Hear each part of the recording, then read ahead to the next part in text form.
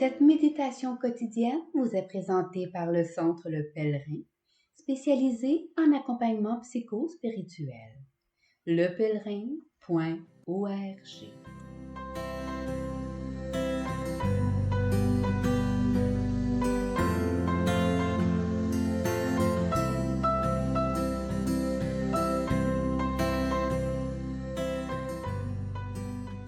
Évangile du mercredi 23 novembre.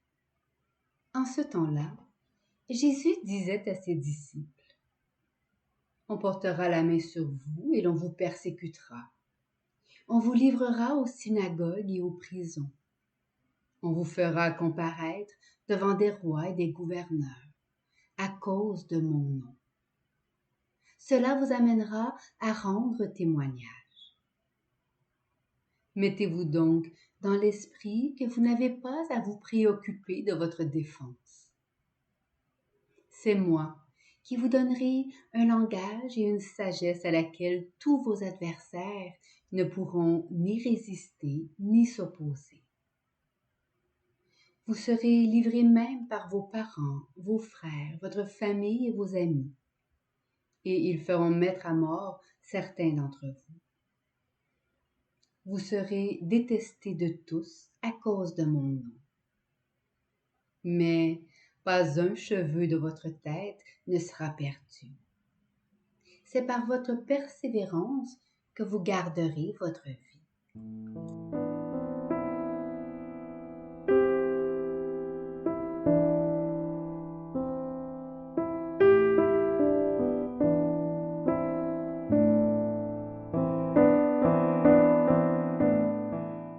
Méditation. Attablé, j'écoute une médecin spécialiste de haut vol qui me raconte son ostracisme professionnel. 38 ans plus tôt, étudiante en médecine, elle avait désobéi aux instructions de son patron afin de sauver une patiente mal diagnostiquée. Je poursuis l'écoute avec cette fonctionnaire placardisée pour avoir refusé d'appliquer une mesure discriminatoire à l'encontre d'une clientèle précarisée, accentuant l'indigence. J'enchaîne les cafés.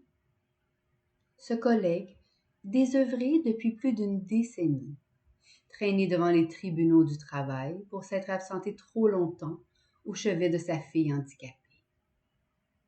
Puis cette mère bannie du clan familial pour avoir judiciarisé un fils afin de le contraindre à recevoir les soins qu'il refuse, afin de protéger les adolescentes qui l'agressent.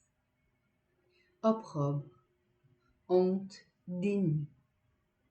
Le café refroidit.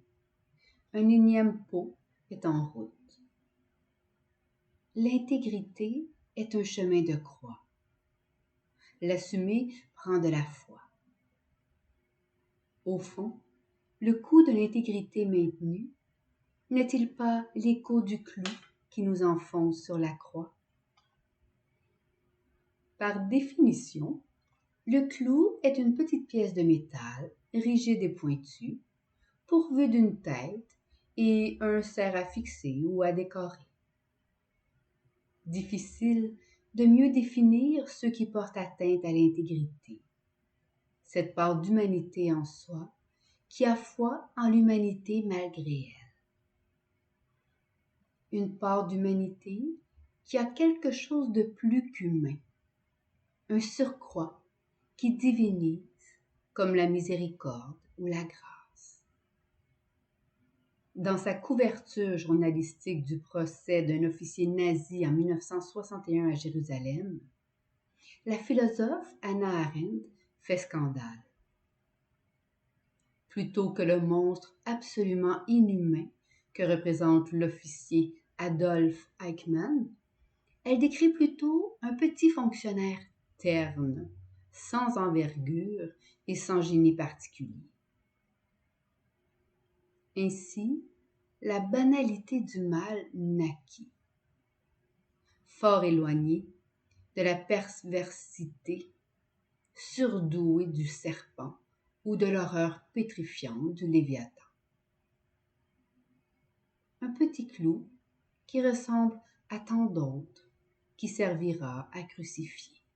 Les silences de Pierre, la trahison sonnante de Judas, les mains proprement sales de Pilate, les paroles petites et pointues des pharisiens. Le mal, l'indifférence, les paroles et le clou fixe. Les Lévites et prêtres qui enjambent l'homme tombé. Les Samaritains qui rejettent une des leurs, assoiffés. Nous qui méprisons l'éthique du médecin ou condamnons la mère soucieuse. Autant de clous qui s'enfoncent dans l'intégrité, dans la dignité, dans la vérité. Forcément, suivre le Christ ne pourra que mener vers la croix, vers le cloué. Pas de détour possible. Forcément, le Christ a rencontré ces souffrants qui s'aveuglent de déni, qui ne vivent que par leur propre force, qui se défendent sans relâche, qui créent des famines relationnelles pour devenir nourriture malgré la toxicité. Justifier perpétuellement leur existence, s'y agrippant comme à une invulnérabilité rocheuse, les blessant continuellement, les isolant perpétuellement. Autant synagogue, cathédrale que prison.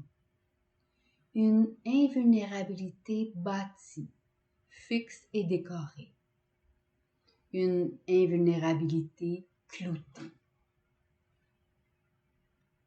Le renvoi de la condition vulnérable, finie, pécheresse et en manque de miséricorde de l'humain, contrarie la toute-puissance fortifiée d'autrui.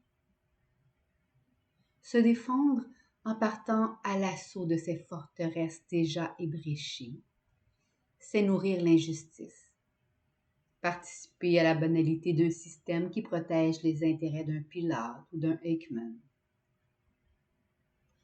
La sagesse du Christ pour combattre le mal, c'est de pilonner par la tendresse solidaire et la sollicitude responsable. La sagesse du Christ pour combattre la banalité du mal, c'est rappeler le visage humide et humain de Dieu derrière celui de Pilate. L'éclat d'humanité caché dans la conscience affaissée de Eichmann. La dignité profonde de Judas ou la part divine d'une mère violente. Les clous resteront certes dans les mains et la trahison dans l'horizon. Mais l'intégrité, cette empreinte profondément humaine du Christ en soi, couronnera nos têtes de fleurs malgré les épines, couronnera nos têtes encore droites, sur lesquelles aucun cheveu n'aura été perdu, parce qu'un Dieu éperdu aura posé sa main. Méditation écrite par Barbara Martel.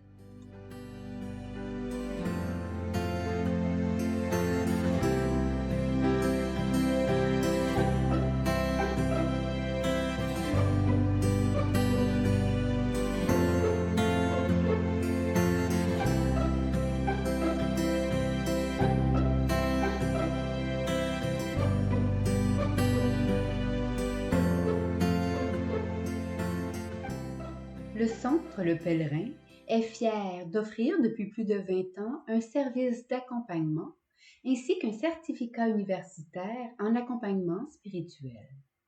Tous nos services sont offerts en ligne. Nous sommes situés à Montréal, au pied de l'Oratoire Saint-Joseph. Le Pèlerin, le savoir intérieur qui transforme la vie. lepèlerin.org. Page Facebook, Centre Le Pèlerin.